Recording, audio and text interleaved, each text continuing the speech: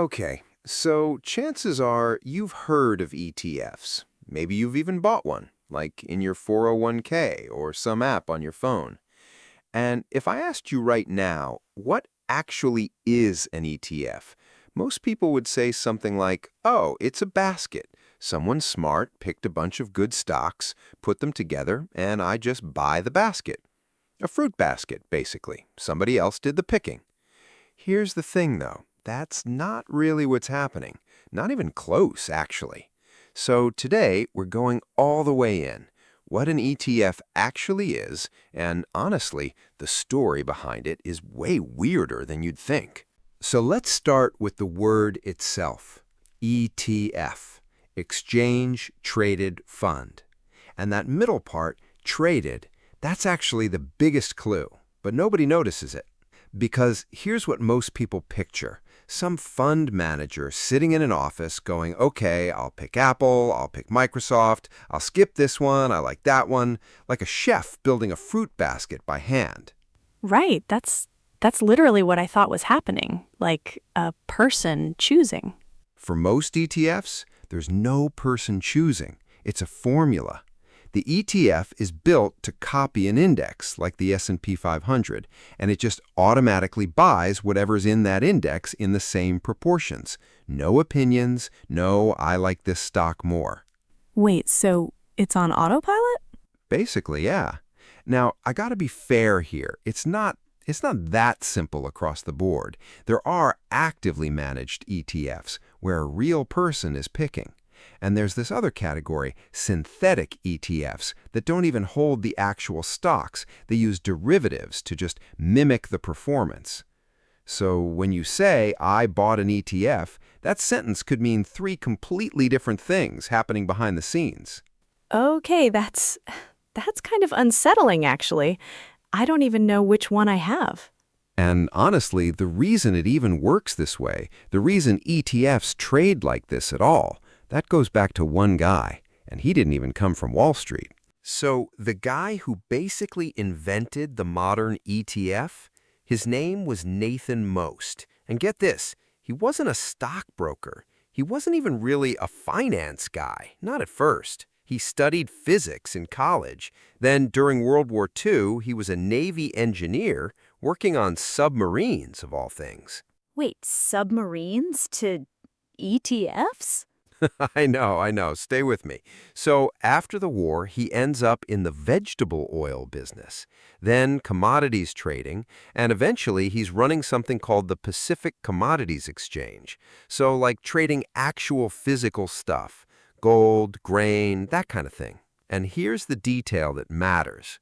When you trade a physical commodity, you don't drag the actual barrels of oil back and forth every time someone buys it. Instead, the warehouse gives you a piece of paper, a receipt, and that's what gets traded. The oil just sits there in storage. Oh, okay, I think I see where this is going. Right. So Most gets to the American Stock Exchange in the 70s working on new products, and by the late 80s, he and a colleague, a guy named Stephen Bloom, start asking, why can't stocks work the same way? Why can't we put a whole basket of stocks into something like a warehouse and just trade the receipt? That receipt became SPY, the very first ETF. Launched January 29th, 1993. So the basket thing, that part's actually true? It is built like a basket? It's built like a warehouse, really, a structure holding stocks, and you're trading a claim on it. But, and this is the part people miss, nobody's standing there hand-picking what goes in the basket. It just mechanically holds whatever's in the S&P 500 in the same weights. And one more thing, kind of a gut punch, honestly. Nathan Most never made a dime in royalties off this. The idea that turned into a multi-trillion-dollar industry, he didn't own a piece of it. Wait, seriously? None? Not 1 cent. Which, actually, that kind of connects to something else, because the guy who invented index investing in the first place, he had a complicated relationship with what ETFs eventually became. So here's a twist a lot of people don't know.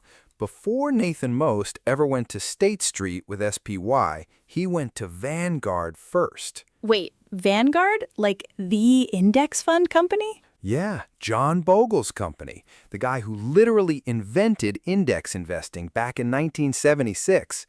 Everybody laughed at him at the time, actually, called it Bogle's folly. Oh, that's rough. People really said that? They really did.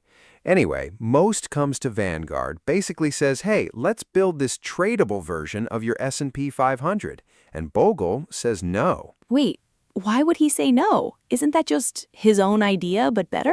That's the thing. Bogle didn't think it was better. His whole philosophy was buy it, hold it, don't touch it for decades.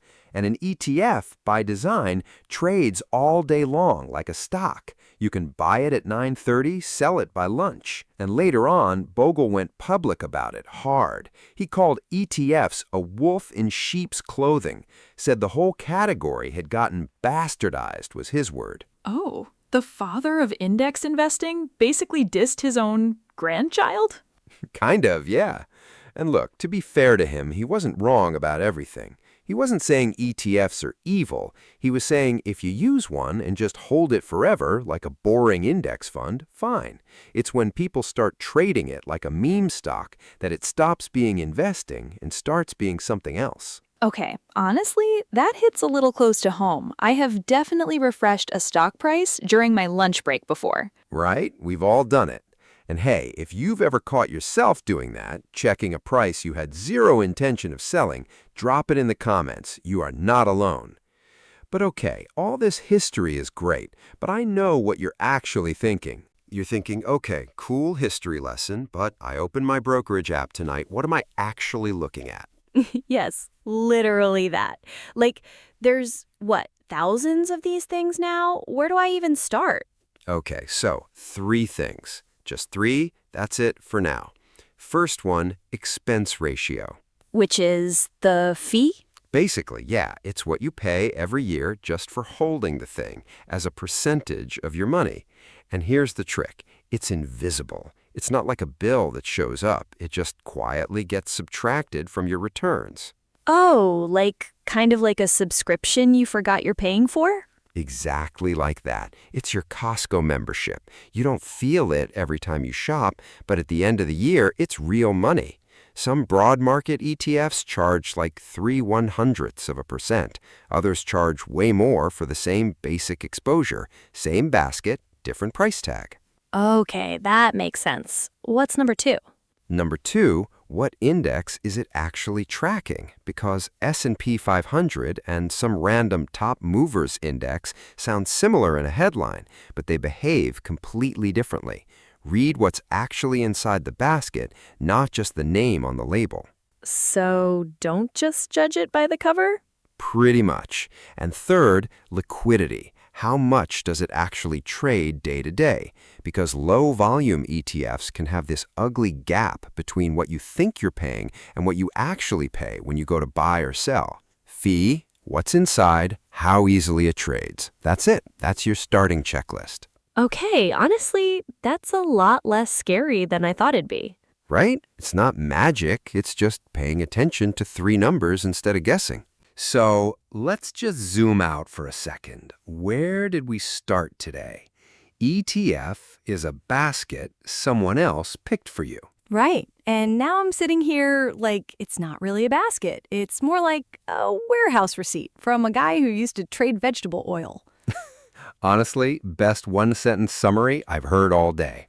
And the wild part, most ETFs, nobody's in there picking favorites. It's a formula, quietly copying an index. No opinions, no gut feelings, just math running on autopilot. Which kind of takes the mystery out of it, but also makes it feel a lot less scary. Yeah, that's exactly it. Once you know it's just tracking a number, and you know to check the fee, what's inside, and how easily it trades, it stops being this intimidating Wall Street thing. It's just a tool. So that's ETFs, the real story behind the basket you already own or already thought about buying. Now, here's the thing though. We only talked about ETFs today, But there's this whole other cousin, mutual funds, that people mix up with ETFs constantly. Same but different in ways that actually matter for your money. Oh, okay. Now I need to know that too. Yeah, that one's next. We'll get into it. All right, that's it for today. If this actually cleared something up for you, you know what to do with it.